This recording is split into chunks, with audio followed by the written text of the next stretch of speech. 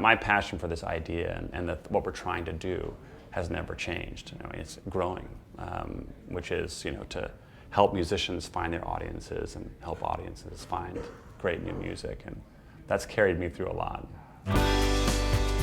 My name's Tim Westergren. I'm the founder of Pandora, and Pandora is a personalized radio service. So it allows people to create stations based on their favorite songs and artists and genres. I've been playing piano since I was a little child, but when I graduated, I spent about 10 years wearing a bunch of different hats in the music business. Those collective experiences all ultimately led to the idea to create the Music Genome Project, which is now Pandora. I thought a lot about music construction and music taste, and then being in Silicon Valley at the time, and those things all just sort of came together.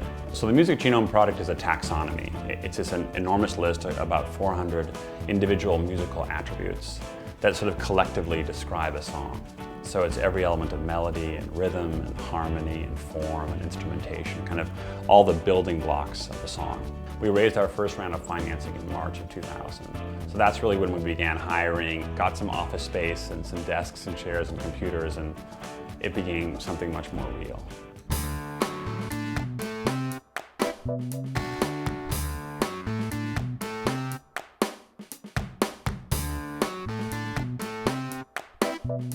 Everybody in the company continued to really believe in the idea. I think we all thought it was a really cool, powerful idea that solved a big problem. It, I think, helped people sort of hang on long enough for the company to get to the other side.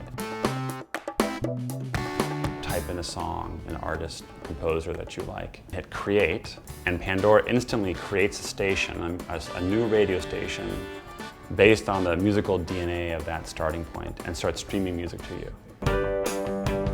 The company is over 10 years old, and this office here in Oakland, which is recently renovated and expanded, houses a good majority of our 200 plus employees. People are discovering Pandora now not just on computers, they're finding it through phones and now through consumer electronics devices and in cars and so on. The beauty of my job now is no one day is the same. I spend about half my time away from the office, doing everything from meeting with listeners in town halls, with business partners, car companies, consumer electronics companies, you name it. I really am out evangelizing Pandora constantly to whoever will listen. You just have to be very tenacious. I think that entrepreneurship, by definition, is it's sort of off the beaten track. You don't get continual reinforcement and validation for what you're doing.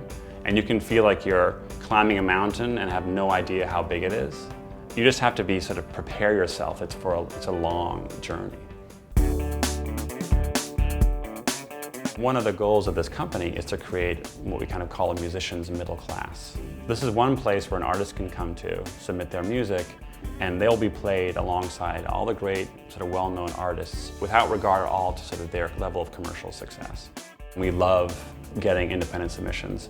We accept about 30% of the submissions that we get, and it's a curated process, so we're trying to find the best stuff. One of the legacies I want Pandora to create is to make making music a viable profession, not just for a few hundred people a year, but for thousands. I'm having the time of my life right now. I don't sleep a whole lot right now, and it's because when I get up in the morning, I'm excited to get going. There's just so much to do, and there's so much growth, there's so much excitement. I don't want to miss a minute of it.